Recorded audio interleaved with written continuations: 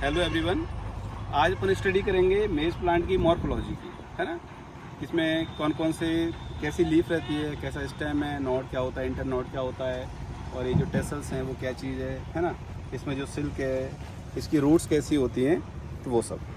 तो सबसे पहले जो सीरियस प्लांट है या मेज प्लांट अपन कहें इसको, इसकी लीव्स की अपन स्टडी करते हैं। इसकी लीव्स जो रहती है वो ब्लेड स्ट्रक्चर रहता है इसका, जैसे तलवार रहती है वैसे ही इसका स्ट्रक्चर लीफ नुमा रहता है ना। और इसकी लीफ की सर आइए सर, ये जो है लीफ का ये जो हिस्सा है इसे कहते हैं लीफ टिप। ये लीफ टिप रहती है और इसमें ये जो वाइट दिख रहा है यहाँ पे ये जो वाइट एक पट्टी नुमा एक संरचना है यहाँ पर, इसको कहते हैं मिड रिब। ये मिड रिब जो रहती है वो प्लांट्स की जो लीफ रहती है उसको सपोर्ट करती है, जिससे एक एंगल बनता है, एक जिसपे सनलाइट प्रॉपर गिरती है। देखिए आप, इसी मिड रिब की वजह से जो वाइट से इसमें एक रिब है ये हार्ड रहती है, तो इसको कहते हैं मिड रिब। और इसी की वजह से इसका एंगल जो है 45 एंगल में ये रहती है। और दूसरा, इसकी जो लीव्स रहती हैं वो अल्टरनेट अरेंजमेंट रहता है लीफ का। जैसे एक लीफ इस तरफ है तो फिर इस तरफ है, एक थोड़ा इधर है, तो ये अल्टरनेटिव लीफ का अरेंजमेंट रहता है। ठीक है। दूसरा सर, यहाँ पर ये लीफ सीथ है।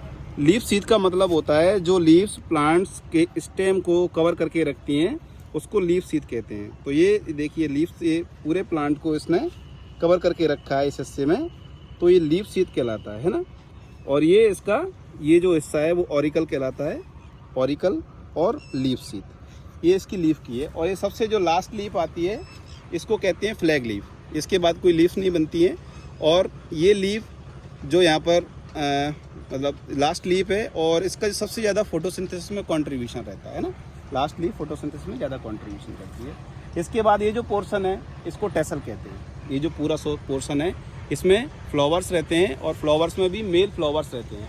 इसी में जो है पोलन ग्रेन्स और एंथर रहते हैं। और यहाँ से पोलन ग्रेन्स इस मेल पार्ट से यहाँ पे ये जो सिल्क बना हुआ है, ये सिल्क जो है इसका फीमेल पार्ट है।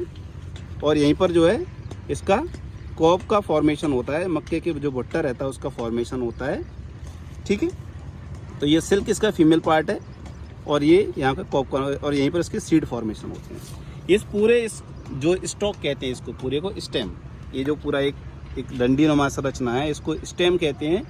और स्टेम में सर नोड रहते हैं। देखिए ये इसका फर्स्ट नोड है, ये नोड है, यहाँ भी नोड है, और इसमें नोड रहते हैं, इसको कहते हैं नोड। और दो नोड के बीच की जगह, यानी कि ये जो पोर्शन है, एक नोड ये है और एक नोड ये है, ये दो नोड की जगह इसको कहते हैं इंटर नोड। एक फर्स्ट नोड हो गया ये, और सेकंड हो गया ये, और ये जो स्पेस है बीच का इसको इंटर नोड कहते हैं। इसकी रूट की स्टडी करते हैं। इसमें देखिए ये वाली रूट्स हैं। इसमें सबसे फर्स्ट जो प्राइमरी रूट्स आती हैं वो तो at the time of germination आती हैं। इसके बाद सेकेंडरी रूट्स निकलती हैं। सेकेंडरी रूट्स जो है एडवेंसेस रूट में कन्वर्ट होती हैं। और जो ए वाली रूट है इसको कहते हैं प्रॉप रूट, प्रॉप रूट कहते हैं इसको, और इसको ही ट्रेस रूट कहते हैं। और ए एरियल रूट्स हैं। ये जो है लास्ट में बनती हैं। प्लांट्स जो है जब बड़ा हो जाता है, कम से कम 30 दिन का प्लांट हो जाएगा, तब इसमें ये फॉर्मेशन होंगी। इनका जो मेजर रोल रहता है वो ये है, प्लांट्स को ये सपोर्ट करती हैं, मैकेनिकल सपोर्ट करती हैं, जिससे प्लांट बड़े होने के बाद भी लॉगिंग नहीं होता है, गिरता नहीं है ना। हवा जब चलती है तो पौधे गिर के नुकसान नहीं होता है, क्रॉप्स का बची रहती हैं। तो ये है इसकी प्रॉप रूट। तो ये इसकी प्लांट की मॉर्फोलॉजी की स्टडी है। ये 3-4 चीज़ में इसमें मेजर है। Thank you.